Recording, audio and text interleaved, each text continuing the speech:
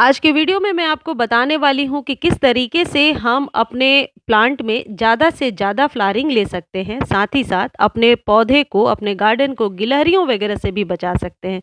मेरे पास कई ऐसे कमेंट्स आते हैं कि प्लांट गिलहरियाँ खा जाती हैं, पौधे सर्दियों में बेजान से नज़र आ रहे हैं, कुछ ऐसा फर्टिलाइज़र बताइए जो लीफी प्लांट को भी दे सकते हैं, फ्लावरिंग प्लांट को भी दे सकते हैं। आज की वीडियो में मैं एक ऐसे ही फर्टिलाइज़र के बारे में बताने वाली हूँ जिसका कोई साइड इफ़ेक्ट नहीं है, ऑलमोस्ट फ्री है। सर्दियों में हम सब उसे अपने घर में इस्तेमाल करते हैं। हम उसे अपने प्लांट पर भी इस्तेमाल कर सकते हैं और 10 से 15 दिनों में रिज़ल्ट भी पा सकते हैं। ये फर्टिलाइज़र प्लांट ग्रोथ रेगुलेटर की तरह तो काम करता ही है, साथ ही साथ एक नेचुरल पेस्टिसाइड भी है, यानी कि आपके पौधे को ये बचा कर रखेगा, अच्छी फ्लावरिंग भी देगा और सर्दियों में आपके प्लांट को गर्माहट भी मिलेगी। सर्दियों का ये स्पेशल प्लांट ग्रोथ रेगुलेटर है।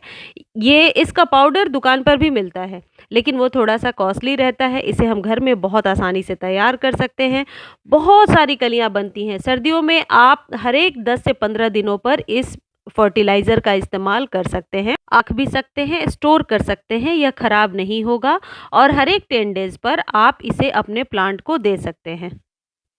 अभी सर्दियों में ये आपके पौधे को फूलों से भर देगा। जिन लोगों की ये शिकायत है कि हमारे गुड़हल में कलियाँ तो बनी हैं लेकिन ज़्यादा फ्लावरिंग नहीं हो पा रही है, कली जो है वह खिल नहीं रही है और उसके पहले ख़राब हो जा रही है, उन लोगों के लिए भी ये जो नुस्ख़ा है, ये जो फर्टिलाइज़र मैं आपको बता रही हूँ, ये देने के बाद कोई और फर्टिलाइज़र देने की आपको ज़रूरत नहीं महसूस हो। आपको याद होगा तुलसी को किस तरीके से नेचुरल फर्टिलाइज़र दिया था हमने, कितनी घनी है।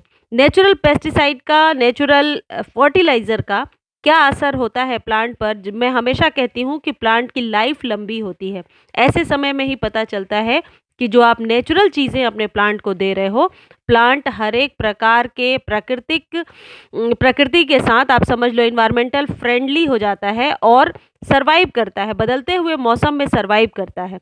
ये जो फर्टिलाइज़र है, ये आप अपने जेड प्लांट को, लीफी प्लांट को, कोलियस को और ये ज़िज़ी प्लांट है जो छोटा-सा पौध कहीं से लाकर मैंने लगाया है, पीछे क्रेसुला है, सभी प्लांट को आप दे सकते हैं। देखिए, अदरक के टुकड़े तो सभी के घर में होते हैं। अदरक तो ज़ाहिर है हम सब चाय में आजकल इस्तेमाल करते हैं, सर्दियों में तो ख़ासकर अदरक ज़रूर इस्तेमाल किया जाता है। ये जो अदरक है, ये आपके प्लांट पर बहुत ही अच्छा काम करता है। ये 1 इंच अदरक का टुकड़ा आपके प्लांट को फूलों और फलों से भर देगा। ये नेचुरल प्लांट ग्रोथ रेगुलेटर है यानी कि पीजीआर। ये आपके पौधों पर बहुत ही जल्दी असर करता है, इससे बहुत ही अच्छी फ्लावरिंग होती है। इसमें जो नाइट्रोजन की मात्रा है उससे पौधे लश ग्रीन होते हैं। अब आपको क्या करना है, 1 इंच अदरक लेकर घिस सकते हैं। घिसना मुझे ज़्यादा फ्रूटफुल लगा इसलिए मैंने इसे घिस लिया है। 1 इंच अदरक का टुकड़ा 1 लीटर पानी में जाएगा और वो करीब आपके 10 प्लांट पे काम करेगा। इस हिसाब से अंदाज लगा लीजिए, थोड़ा इधर-उधर भी हो जाएगी मात्रा तो कोई उससे नुकसान नहीं होने वाला है। अब इसे मैंने अभी पानी में 1 लीटर पानी में आप कोशिश कीजिए मिलाकर रखें। ये आधा लीटर का कंटेनर है, वैसे मैंने आधे लीटर में मिलाया है। इसे मिला कर के आप 6-7 घंटे मिनिमम छोड़ दीजिए। ओवरनाइट छोड़ देते हैं तो और भी अच्छा है। इसका अर्क अच्छे से पानी में मिल जाना चाहिए। पानी को साइड में रखने का मतलब ये है कि जो कुछ भी हमने इसमें डाला है उसका अर्क अच्छे से पानी में मिलना चाहिए। अब आपको क्या करना है, जब आप इसे देने जाएँगे, अपने फर्टिलाइज़र को जब आप रेडी कर लेंगे और अपने प्लांट को देने जा रहे हैं, उसके पहले 1 चम्मच आप इसमें हल्दी मिला देंगे। आपको ध्यान होगा तुलसी पर हल्दी वाला प्रयोग मैंने आपको बताया था, इस वजह से ही इस सर्दी में मेरी तुलसी इतनी अच्छी सर्वाइव कर रही हैं। तो ये हल्दी आप 1 चम्मच डालिए, हो सके तो ताकि हल्दी जो है अच्छे से घुल जाए। देखिए हल्दी भी बहुत ज़्यादा केमिकल वाली नहीं होनी चाहिए, इतना तो आप समझ ही गए होंगे। हर चीज़ नेचुरल हो तो ज़्यादा अच्छा है। हल्दी जो है एक नेचुरल पेस्टिसाइड होता है और एंटीसेप्टिक की तरह काम करता है, यानी कि आपके मरते हुए प्लांट को भी बचाता है। ये 1 चम्मच हल्दी यदि आप स्प्रे करते हैं अपने प्लांट पर, तो आपके पौधे इससे बहुत ही खुश और बहुत ही ताजगी से भरे हुए नज़र आएँगे। आपने कई बार देखा होगा, यदि रेगुलर व्यूअर हैं तो मैंने हल्दी वाला प्रयोग कई बार बताया है, जिससे गुलाब वगैरह पर तो मरते हुए पौधे भी ज़िंदा हो गए हैं। अब आप क्या करेंगे, ये करीब 250 ग्राम का है, ये जो मैं कंटेनर आपको दिखा रही हूँ। इसमें देखिए मैंने 1/3 ले लिया है। करीब इतना। डायरेक्टली भी हम चाहें तो अपने प्लांट को दे सकते हैं। इसमें कोई साइड इफ़ेक्ट नहीं है। इसमें मौजूद जो नाइट्रोजन है ये आपके पौधे को लश ग्रीन तो बनाएगा ही, साथ में नर्सरी से यदि आप प्लांट लेकर आ रहे हैं और कई लोग ऐसा कहते हैं कि उसके बाद कलियाँ नहीं खिलती हैं। और जैसे मेरा ये प्लांट आप देख रहे हो, ये कार्नेशन का पौधा है, बहुत अच्छी फ्लावरिंग हो रही थी, लेकिन मैंने इसे कट कर दिया है ताकि ये थोड़ा ज़्यादा घना हो जाए। अब इसमें नए-नए ब्लूम को लेने के लिए मुझे कुछ पीजीआर देना पड़ेगा, यानी प्लांट ग्रोथ रेगुलेटर।